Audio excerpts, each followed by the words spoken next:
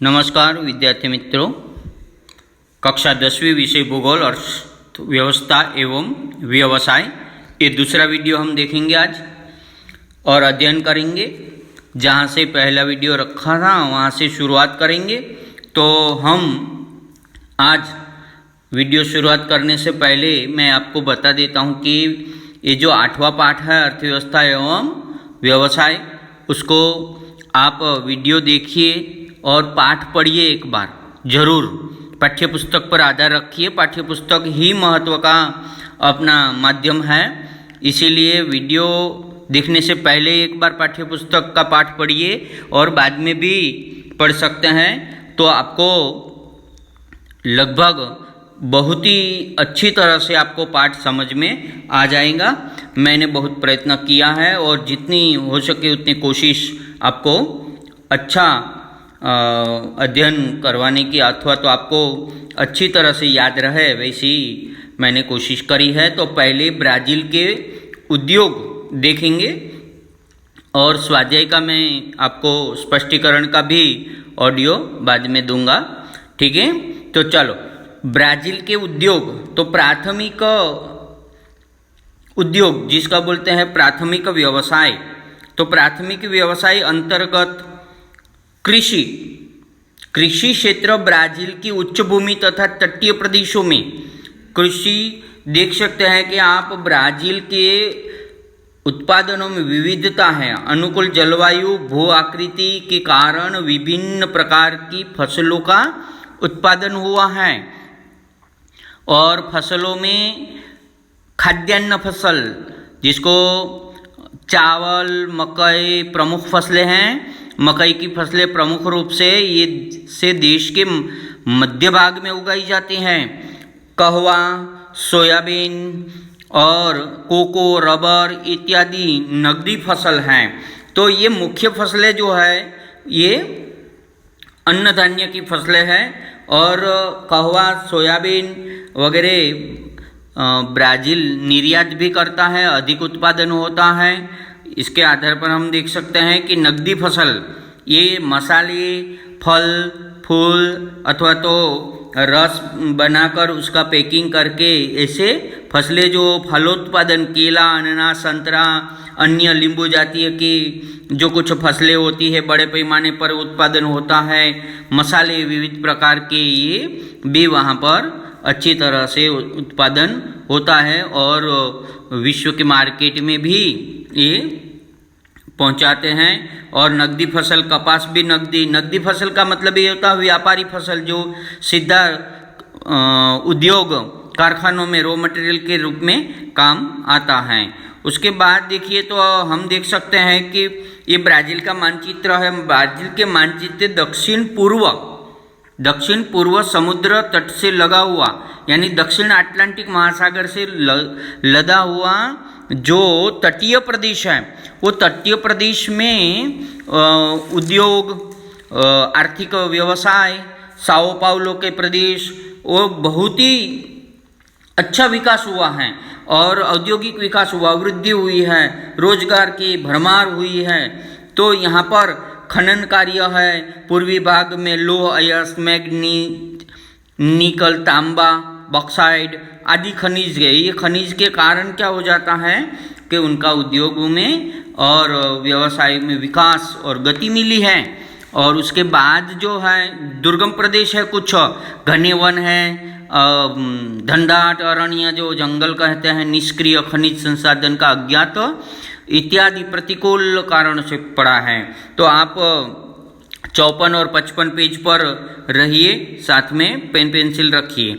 देखिए तो ब्राज़ील का दक्षिण पूर्वी भाग मछली पकड़ने के लिए, देखो ब्राज़ील में एक खास बात है कि समुद्र जल की खारा पानी की मछलियों का व्यवसाय अधिक होता है। समुद्री व्यवसाय ब्राज़ील में दक्षिण पूर्वी तट में निकट मत्स्य उद्योग का केंद्र बना है, खारे पानी का, और ब्राज़ील में अधिक विकसित हुआ है। मीठे जल का नदियों, मीठे जल यानी नदियाँ, तालाब, मत्स्य उत्पादन का विकास नहीं हुआ है। बड़ी बड़ी नदियाँ हैं, अधिक जल वाली हैं, लेकिन वो नदियाँ दुर्गम प्रदेश में से बहती है, अथवा तो उसका पानी का प्रवाह जो है वो तेज प्रवाह है।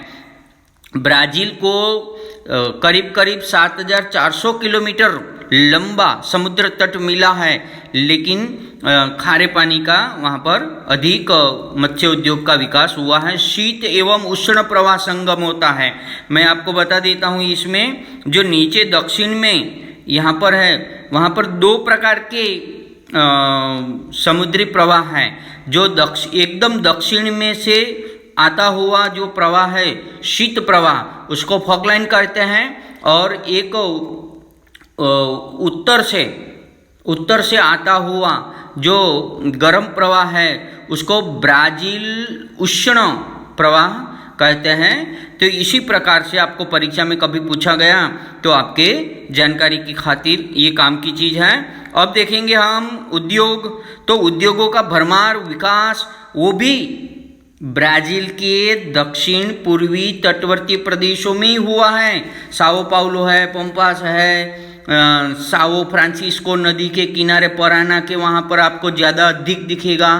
तो ये सभी प्रदेशों में खदान है, कच्चा तेल है और शुद्धिकरण है और कोयला है। ये सभी जो अति आवश्यक वस्तु जो खनिज, बॉक्साइट, निकल, तांबा, जस्ता, तो ये सभी जो अयस्क है लोह, कच्चा लोहा, फिर उसको शुद्ध करने का फैक्ट्रियों में शुद्ध किया जाता है। ऐसे अनेक उद्योग जो ब्राज़ील में विकसित हुए हैं। तो ब्राज़ील का जो दक्षिण भाग है लोह इस्पात होता है, वाहन संयोजन होता है और खनिज तेल की प्रक्रिया करके शुद्धिकरण, रासायनिक उद्योग है। उसके बाद देखिए आप कृषि पर आधारित रेशम उद्योग है और ऐसी प्रौद्योगिकी है, कृषि आधारित भी उद्योग है। कपड़ा है, केमिकल शुद्ध करना, शक्कर, सूती वस्त्र उद्योग, रेशम उद्योग, ऐसे ये देखिए कृषि आधारित जो उद्योग रहते हैं, शक्कर उद्योग, ऊनी कपड़ा, रेशम, ऐसे अनेक उद्योग भी ब्राज़ील में विकसित हुए हैं। इसीलिए ब्राज़ील भी भारत की तरह दक्षिण पूर्वी और मध्य ब्राज़ील उच्च ब्राज़ील का जो भाग है, ब्राज़ील का उच्च भाग, तो इसमें इसी प्रकार की आर्थिक गतिविधि हैं। अब हम भारत की बात करें तो भारत में भी कृषि एक महत्वपूर्ण योगदान है। तो भारत तो कृषि प्रधान देश कहा जाता है। घरेलू उत्पादन में आप 56 के पेज पर आ जाइए अपनी भूगोल पाठ्यपुस्तक में। तो ब्राज़ील की तुलना में भारत में कृषि का योगदान अधिक है, ब्राज़ील में कम है। लेकिन साथ ही कृषि के कार्यरत जनसंख्या प्रतिशत अधिक है भारत में। प्राचीन काल से ही भारत में कृषि कार्य किया जाता है। भारत का करीब 60% भूभाग कृषि से अधीन है और विस्तृत मैदानी प्रदेश, उपजाऊ भूमि आप देख सकते हैं। यहाँ पर चाय के बगीचे है, गन्ना है, कपास है, उसके साथ साथ पूरक व्यवसाय पशुपालन है, ज्वार, बाजरा, चावल, मकई, खाद्यान्न फसल और चाय, गन्ना, अधिक रोकड़ी फसल जिसको कहवा, कपास, रबर और पटसन पश्चिम बंगाल में उगाई जाती है। उसके भारत में देखिए, इसी के बाद भारत में इस प्रकार से फल सब्जियों की भी फसलें उगाई जाती हैं और मसाले की फसल भारत में तो दुनिया में मसालों के लिए तो भारत प्रख्यात है, फेमस है कि गरम मसाले, इसी मसालों के कारण तो विदेशी प्रजा अपने देश में आई थी। तो देखिए फल है और फलों में से निकलता रस की इसके आधारित उद्योग कपास, कपड़ा उद्योग और मसाले का अधिक है। अब आपको ये बता देता हूँ कि मत्स्य उद्योग भारत में ये प्राथमिक उद्योग जो है मछली पकड़ने का, ये भारत की अर्थव्यवस्था में मत्स्य व्यवसाय की भूमिका भी महत्वपूर्ण है और समुद्र एवं मीठे जल की मछलियों के उत्पादन में भारत अग्रसर है। आहार का एक महत्वपूर्ण घटक रोजगार निर्माण पोषण का स्तर बढ़ाने के लिए विदेशी मुद्रा प्राप्त करने हेतु मत्स्य व्यवसाय का उपयोग होता है। जहाँ यहाँ पर भारत के लाल रेखा द्वारा जो तटवर्तीय प्रदेश है, ये पश्चिम का तट है जहाँ पर गुजरात, मुंबई, महाराष्ट्र दिखता, गोवा, और इधर पश्चिम बंगाल की तरफ से लेकर पुदुचेरी तक जो आपको दिख रहा है यहाँ पर, ये है पूर्वीय तट प्रदेश। ये पूर्वीय तट प्रदेश और पश्चिमी तट प्रदेश भारत को लगभग 7,500 किलोमीटर सागरीय तट प्राप्त हुआ है। इसीलिए भारत में सागर यानी खारे पानी की मछली पकड़ने का व्यवसाय अधिक विकसित हुआ है। वार्षिक उत्पादन में से समुद्री मछली का योगदान 40% है और केरला, पश्चिम बंगाल, उड़ीसा, आंध्र प्रदेश, तमिलनाडु, गोवा, महाराष्ट्र, छत्तीसगढ़, गुजरात आदि में मछली पकड़ने का व्यवसाय विकसित हुआ है। और दूसरी बात यह है कि समुद्र एवं मीठे जल की मछलियाँ क्या होती है, तो मीठे जल की मछलियाँ जो रहती है, बड़ी बड़ी नदियाँ होती, भारत में कितनी बड़ी नदियाँ है, गंगा, यमुना, ब्रह्मपुत्र, दामोदर, महानदी है, इधर कृष्णा, कावेरी, उधर साबरमती, तापी, नर्मदा, दुनिया भर की कितनी बड़ी नदियाँ, और सभी नदियों में मछली पकड़ने का व्यवसाय है। आप देख सकते हैं एक तरफ जो ये डब्बे में भरी है वो खारे जल की मछलियाँ हैं, एक केनालों में, नदियों में, झीलों में जो नदियाँ मछलियाँ पकड़ी जाती है, मीठे जल की मछलियाँ हैं।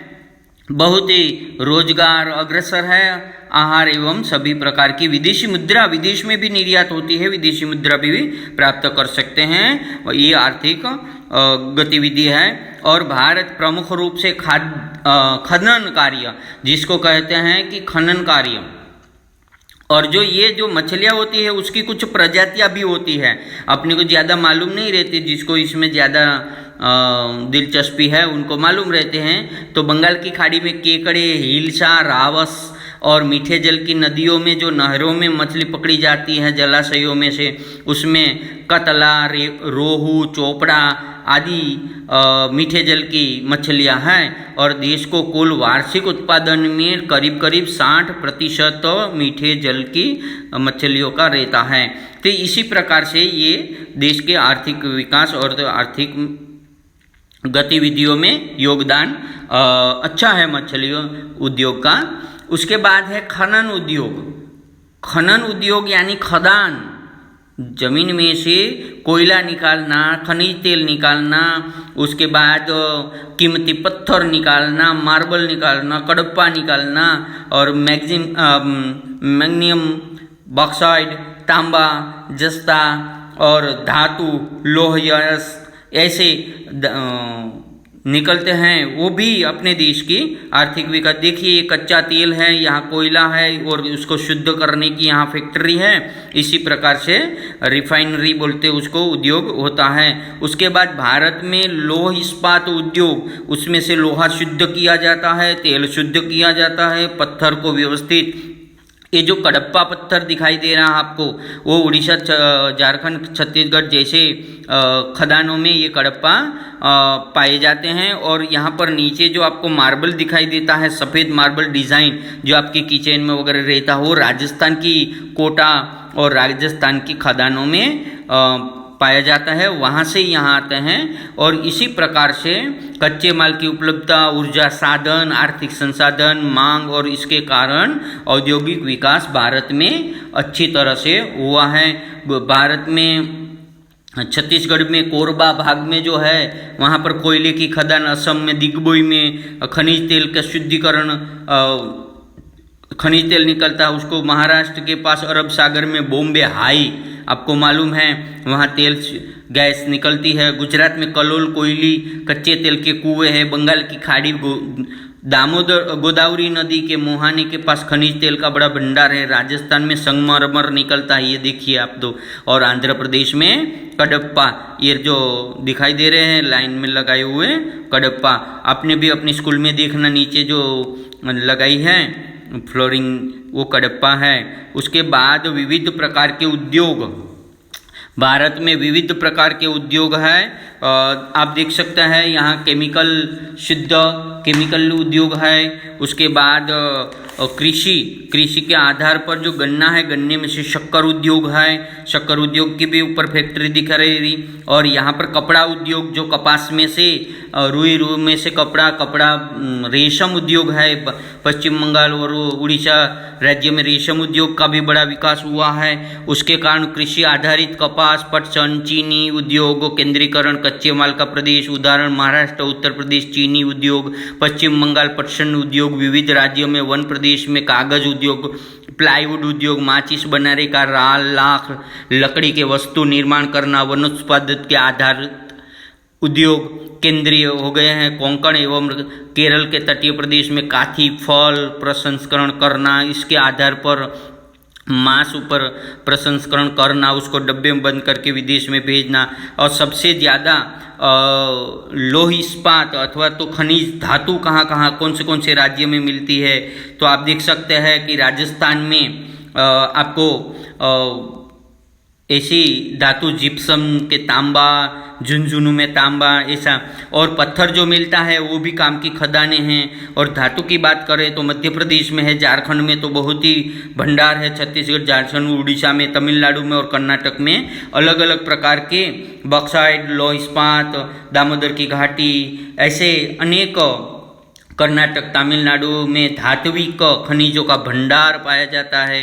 तो इसी प्रकार से भारत धातु की दृष्टि, कच्चे रॉ मटेरियल की दृष्टि से समृद्ध देश है। यहाँ पर आप देख सकते हैं किनारे वाले जो प्रदेश में औद्योगिक शहर बने हैं, और इसके कारण और विदेश में जो निर्यात, माल निर्यात जो किनारे वाले से होता है, पश्चिम बंगाल है और ऐसे चेन्नई है, इसी प्रकार से होता है। ये दामोदर नदी के ऊपर, महानदी के ऊपर पुल जो बांध है, दामोदर घाटी योजना कही जाती है, बहुउद्देशीय योजना है।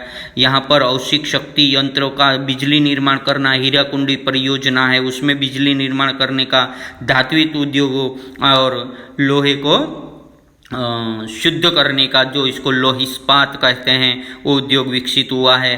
अब हम देखेंगे तो भारत की कुछ बहुत ही जो कृषि और उद्योगों की जो एग मार्क जिसको बोले, प्रतीक चिन्ह जिसकी बात करते हैं, तो पहला ही जो लाल कलर ONGC का मतलब ये होता है कि ONGC जो चीज़ है वो गैस और नेचुरल और प्राकृतिक गैस और प्राकृतिक खनिजों का शुद्धिकरण का ये कारखाना रहता है। दूसरा जो ग्रीन कलर का राष्ट्रीय इस्पात निगम, जो अशुद्ध अवस्था में खदानों में से निकल लौह इस्पात है, बॉक्साइट है, तांबा जस्ता, जो शुद्ध करने का जो ये रहता है उसको इस्पात कहते हैं। उसके बाद आरे, ये दूध का प्रतीक है, दूध उत्पादन करना, दुग्धजन्य वस्तुओं का उत्पादन किया, चीज़, पनीर, मक्खन, बटर वगैरह, जो घी वगैरह रहता है उससे बनी हुई चीज़ें। और दूसरा आपके सामने CLW दिखाई दे रहा है, वो भी आपको दिखाई देता है कि ये जो है रेलवे इंजन निर्माण करने का, डब्बे निर्माण करने का उद्योगों का ये प्रतीक है।